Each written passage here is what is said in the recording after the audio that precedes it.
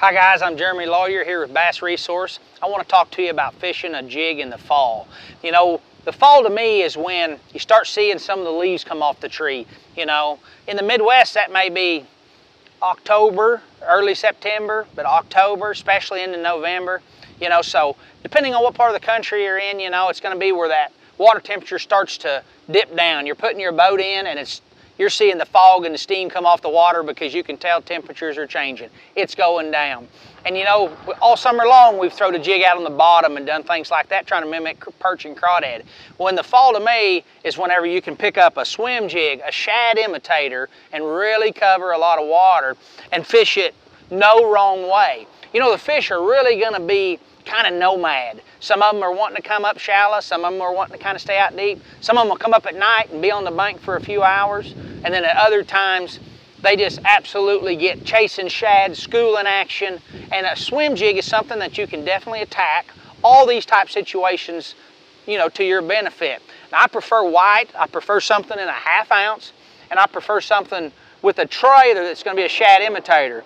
You can see here a lot of your trailers are going to lay horizontally with the bait. I like to turn them vertically. I want that profile to look like a shad imitator. When that fish sees it from a distance and maybe comes off of a lay down and tries to eat it, or out from a corner of a boat dock, when he sees it going, I want him to see the tail looking like a big gizzard shad or some sort of herring, whatever it might be for where you're at.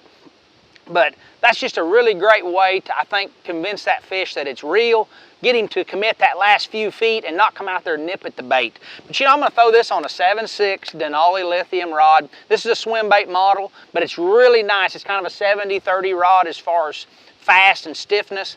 But it's a really nice rod that they've modeled for a swim bait, but it works great for a swim jig. It's a rod you can throw both fluorocarbon and braid on, depending on your situation. I probably throw this 90% of the time on fluorocarbon. FC Sniper from Sunline, 20 pound is kind of the middle of the road. I don't really like to go any lighter than that, and I feel like if I go any heavier than that, it kind of drags in the water. The only thing that offsets that a little bit is if I go with a heavier swim jig. If I jump up to a 5/8 or something that I'm really wanting to move fast and burn down the corner of a boat dock or race through some schoolers, then I can go to a larger line. And always take the advantage to go to larger line as long as your presentation allows you, because that puts every advantage to you over the fish not breaking off, not having to retie as much, and less stretch. So if you make a longer cast with larger line, your hookup percentage is way better out there. But I like to use a high-speed reel, something around an 8.3.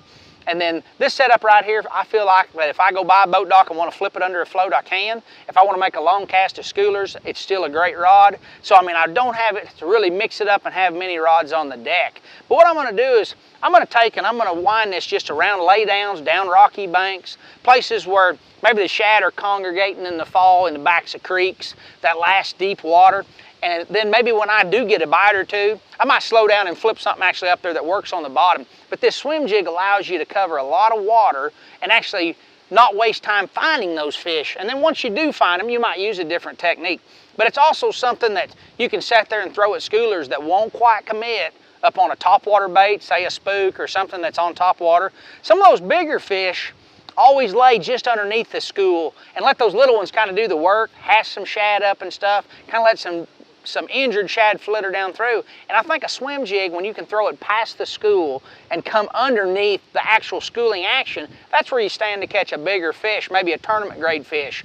You know, it's fun to throw out there with a topwater, and fun. You can throw a swim jig right in the middle of them schooling and still catch a lot of fish. But I think to target those bigger ones, a swim jig allows you to get down below the school, under the action, and then you actually have a chance to maybe catch that larger fish that thinks he's being a little bit sneaky. But there's no wrong way to do this as far as time of year or anything like that. It's a great follow-up with a buzz bait, with something that they miss along the shoreline, and you can throw that swim jig back out there as a secondary cast. And a lot of times that fish won't commit to come up on that topwater again, but he will commit to eat this 2 foot underneath the water. You know, and then a great way that we utilize it in the Ozarks is around boat docks. There's a million boat docks in the Ozarks, and as them shad migrate to the backs of the creeks, they'll kind of use the center of the creek, but then bass will use those boat docks in the center to get as far out, close as those shad as they can for an ambush point, but not have to be out in the open water. And they use them for shade lines. It's a really great way to cover a bunch of water, head into a creek fast, throw it across the dock corners. And one thing I like to do when I get to a dock corner is I like to kill it. You know, wind it up there really fast and just dump your rod towards it. You really don't want to shake your rod this way, because if one runs out there and eats it real quick, well, you're kind of behind the 8-ball. So what I like to do is wind it really fast with my rod a little high and then dump my rod towards the boat dock.